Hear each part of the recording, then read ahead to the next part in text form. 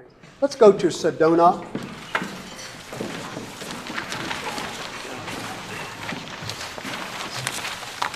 Your band director has made some good choices for you. This music is very, very nice and pretty well constructed.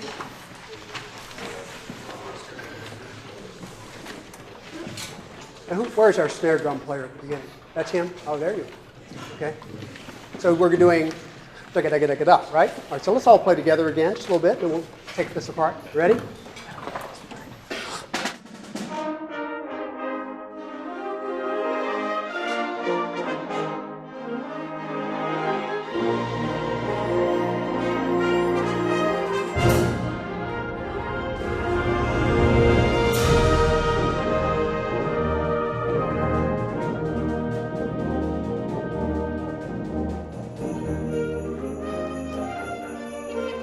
We'll start 4 bars before 13. 4 before 13.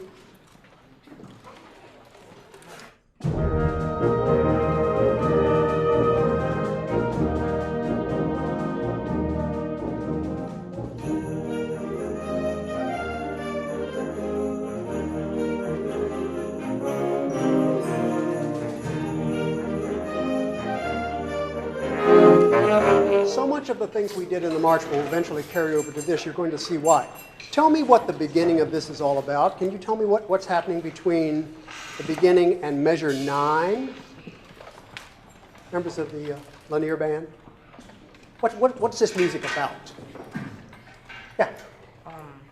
It's about that place in like Arizona. I can't hear you. It's about the place in Arizona. It's okay. Oh, you mean the title of the piece? Well, that is true, but I'm talking about the first 9 bars. What purpose does it serve in the music? It's real simple. Yes, sir? It's the intro. It is an intro. What kind of an intro? You're right. Stay with it.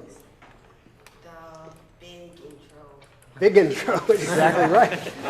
What if you hear one of my colleagues here play da da da da da da da da da da da da da. What is that? Dun dun da da dee da da dee da da. I'd ask you to play it, but you get mad at me. Right? What? Yes. Who says it? Thank you. It's a fanfare. So what does a fanfare do? Why that particular one I was singing rather badly. What does that announces the president, right? That's his special fanfare. It's to say, hey, here he comes, right? So that's what this beginning is all about. So trumpets. Let me have the professional players play for me without the snare drum for just a second. Right on the full bar, please. Here you go.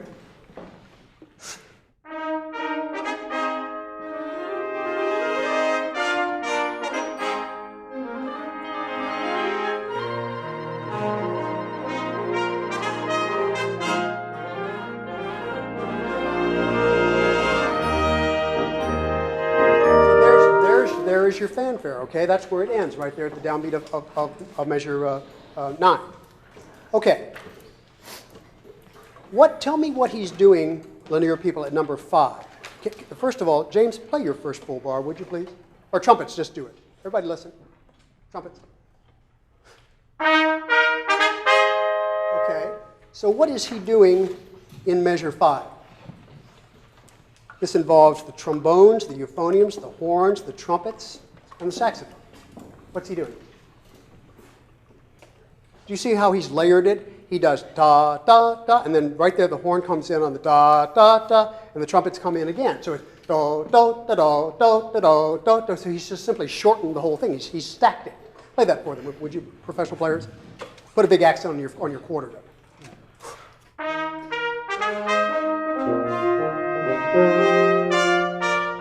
See how that works? So that's a terribly important place. So let's have everybody here play that. We're on measure 5. So again, the trills note is important because it creates a lot of excitement, but it's not the melody, is it? So you don't want to play it as loud as you possibly can. Play it a little less loud because we've got to hear the horn and the trombone and the trumpet, all those players in that particular spot. Same thing with any long notes, for instance, in the tuba. Okay? Start just there, please. Measure 5. Big accent here.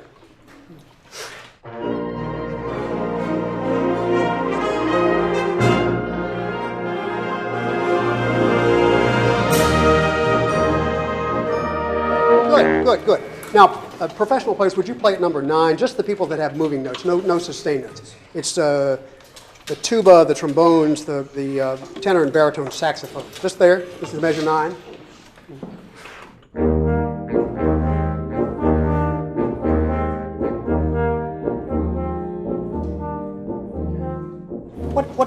What function does that serve, linear players? What's that all about? Sir? It kind of like fades out to introduce the new part. It does what now? It kind of fades out to introduce the new melody or rhythm. Okay, like a little bridge thing at the tail of it. It's kind of a rhythmic thing he's doing, right? There's the energy. So those of you who are playing the sustained notes, the half notes, the whole notes, you want to get out of the way. Now, Mr. Miller was doing something. Listen to the trombone play his part. He's doing something here that carried over from the march. Can you play that place?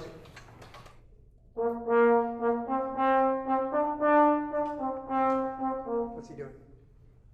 What did you tell me about the march? Dee, da, da, da, da, the syncopated note? That's what he's doing. So again, it's one of those kind of unwritten things. In this particular piece, it's marked. But a lot of times it's not, like the march. So little syncopated notes are generally going to get a little accent. Let's hear all the trombones play, please. And the euphonium, tuba, all those people again. Baritone, tenor, saxophone, all together. With spaces and accent. 2, 3, and.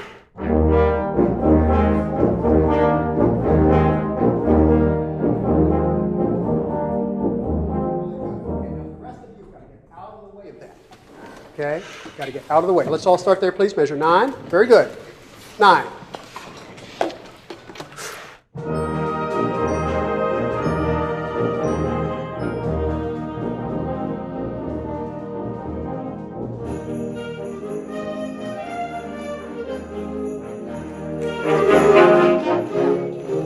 Another thing that you want to do as musicians, you want to, when you're playing something rapid like this, you want to find the smallest beat that's going on, the smallest rhythm that you can hear, and put your part on top of it.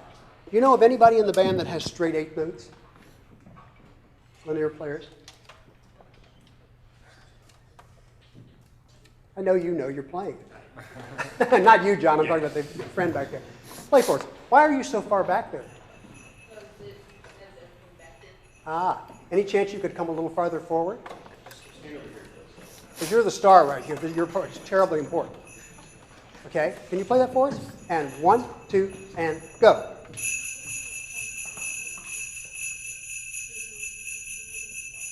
Okay, so that's what you've got to put your part on top of, okay? Sounds like Santa's coming. Do it with the rhythm now. Let's do it with the saxophones. Baritone saxophone, alto, tenor saxophone, bass clarinet, and the bassoon. Let's have those players play, all of you together. Now you've got to put your part on top of this bell part. Hold it up a little higher. Yeah, it's a visual thing too. You want your audience to see you, and also you don't want the bells to be obscured by the stand, right? If the stand blocks the sound. Here we are right on the spot. Nice and big. 2, ready, go.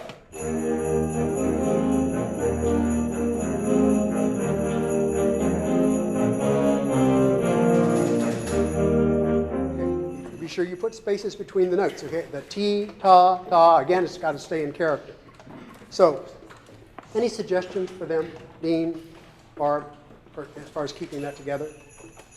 Just listen to the rhythm, the continuous 8th notes in the bells. Okay. Try to listen to What you could do, and she's right, what you can do is change your part at home. How many of you have metronomes? Oops. You should all have, I know they're truly annoying, but they are unfortunately are correct. And that's what's so maddening about it, because they are correct. But you need to practice this stuff with metronome. And what you can do is this. Professional players, would you do this for me? At 13, would you just simply make 8 notes out of the quarters as well? Just play straight 8 notes. Just the bassoon and the saxophone. Just play straight 8 notes.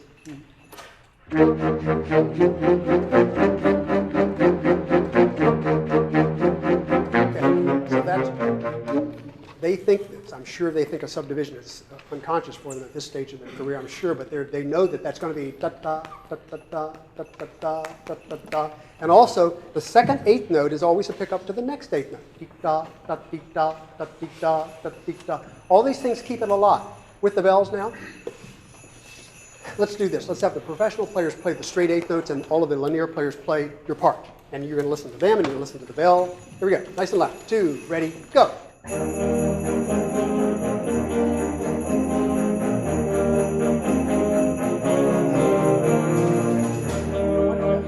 Now let's play it the way it's written. But guys, I really need you to make a space. You don't want to play da, da, da. It doesn't make any sense. Da, da, da. Do you see what I'm talking about? Measure 16. You have accents over the note. See what I'm talking about, guys? Yeah, okay. The accent signifies not only striking the note harder, having a more of a pop, but it implies, again, one of those things they don't tell you is that it implies silence as well. Because again, when you put a note that's been accented and there's silence around it, all of a sudden the note stands out that much more, don't you see? So if you run it together, it defeats your purpose. Okay, let's all play right there, please. Just the rhythm people now. Bells, that was really good. See how I had you hold it up? Looks good, too. Yeah, cool. All right, here we go. Rhythm people, play it the way it's written, but think the 8 notes, guys. 1, 2, and go.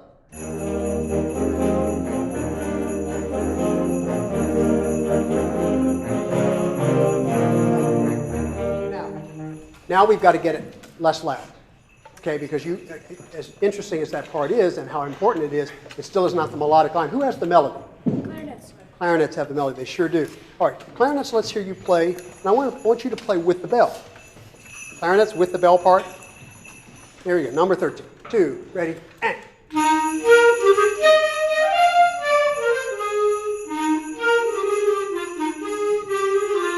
Okay, listen to the pros play for it with the bell. Real loud. 2, and.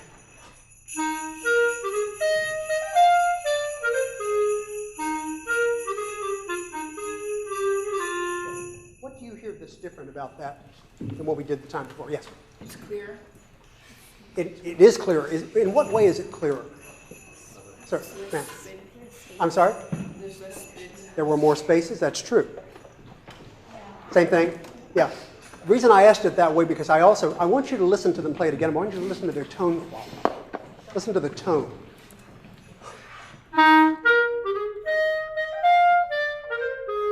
Okay. So the tone is how is that different? Everybody play together? In fact, linear players play by yourself, without the pros. It's not to embarrass you, but I want you to hear the difference between the sounds. 2, 3, go. Okay.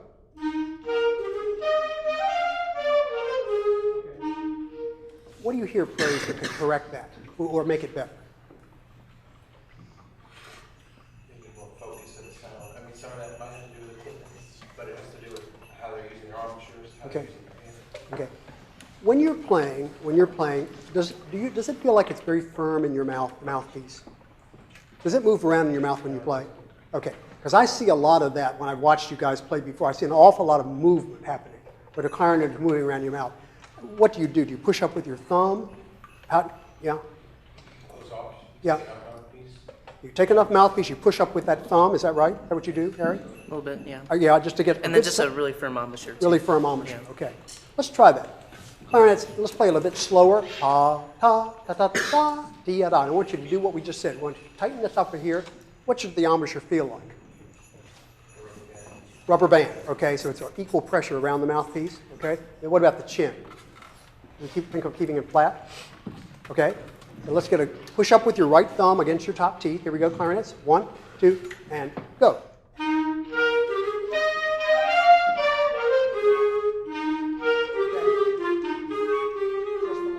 I think it's better, don't you? It's already a better sound. Come on, let's lock it against those teeth now. Everybody take a big breath. Get your embouchure real firm. 1, 2, linear, big breath. The tone is, don't you? I think it is. Does it sound better to you? It's a more focused tone. Say yes. Okay. No, it really did. Now, the other thing that they're doing, listen to the style. Adam, can you play for me?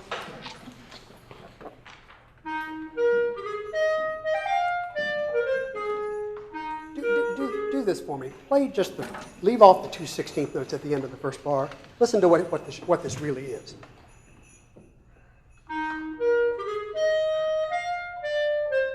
So it's the same thing, isn't it? It's exactly the same thing. All he does is he has a couple of pickup notes. So what we need is a little space before the 16ths. D, D, da, da, da, di, da, di, da, da, da. Can we do that, please? With the bell, please. Real loud. 1, 2, and go.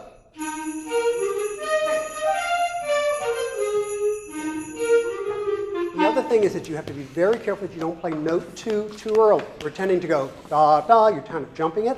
Da dee da da da dee da dee da da da. I'm not an advocate of foot padding, but this is one of those places where we really need the rhythm to be very solid. So let's put this together. So we've got a rhythm here, rhythm there, the melody here. Put those spaces in there, guys, okay? Very important. Here we go, everybody, at 13. And 1, 2, 13, and.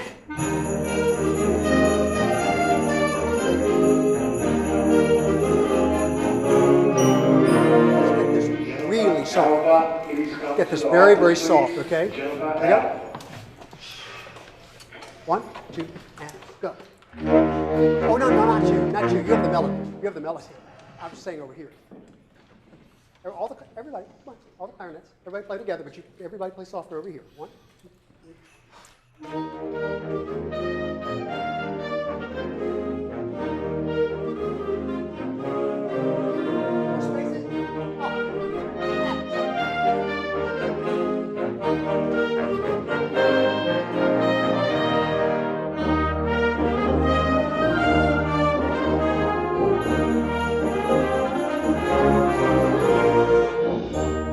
It's very good.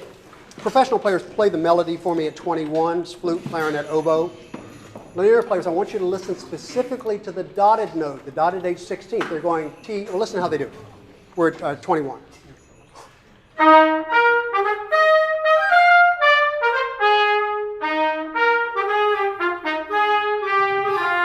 Okay. What do you hear? What are they doing that's a little bit different than what you were doing with the dotted and the 16th? Play together. Or just the linear players. Linear players play at 21. 2, 3. Okay. What do the rest of you hear? What's the difference? Tracy, you know? The professionals were more articulated and is clear. Okay. I caught him off guard, sorry. I just happen to know him, so it's not really fair. But he's right. It was much more articulate and it was space, but the 16th note is played very crisply. Now, if you look at it, if you're looking at the figuration, again, this is one of those things in music that is a little confusing. Because the way that it's written in the page, you've got a dotted 8th and a 16th note, but in truth, the 16th note doesn't belong to the dotted note. It belongs to the note that follows it. Listen to how she plays it. Just play the first 2 beats. You hear it? There's a great big space. T, T, da, da. All the flute players do just that much with the oboe.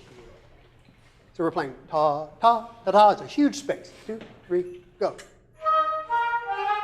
Too early. Too early. Listen again.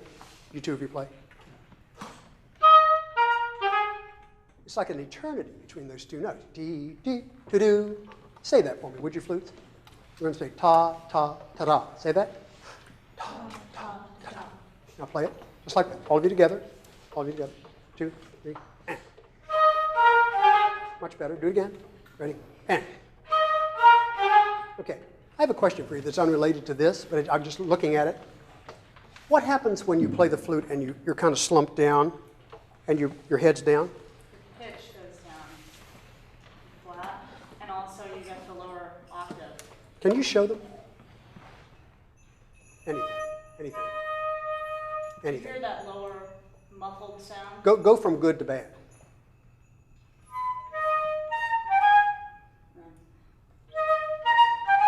You hear it? It's incredibly vibrant, and all she did was hold her head up a little higher. Let's get all of you to sit right up on the edge of your chair. Come on, edge of your chair. Now, what should they be thinking here with the flute, as far as the angle? Definitely airstream up a bit, so point up. So you don't blow down into the hole. No, since you're in the upper octaves.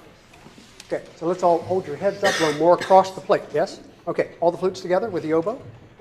Hold your heads up, head up, head up. Raise the music stand, that will help. It's going to make you sound good player. You're a very good player, too. I heard your solo is very nice. It'll sound even better. Let's just hold your head up, okay? Here we go. Heads up, look up here. Scary as it is. 2, 3, go. That was much better. Now play your part. So we're playing. So play it with the head down, just so that you can hear the difference. Put your heads down, like you did before. 21, 2, and go. Well, if you don't hear the difference, I mean, it's like night and day, okay? So hold those thuds up. It sounded really good. A little more effort. 21. So we're going to clip that. Everybody knows the melody, play that. Ta, ti, da, da, da. We're going to put a huge space. Trumpets have it. First trumpet has it. Flutes, oboes, clarinets. We are at 21. Heads up, flute. We'll bug you forever. 1, 2, and go. I want a bigger space. Ta, ta, ta, da. Say that for me. Say it. Ta, ta, ta, da. Almost like it's a double dotted note and a 30-second. Play once again. 21. 1, 2, and then there's a space there, because that's pickups to the next bar, like Ms. Biebert showed you. Okay? You got to have a plan. That's what we're after here. Because that way you'll go to your concert, you'll feel confident because you know just how this is supposed to be played.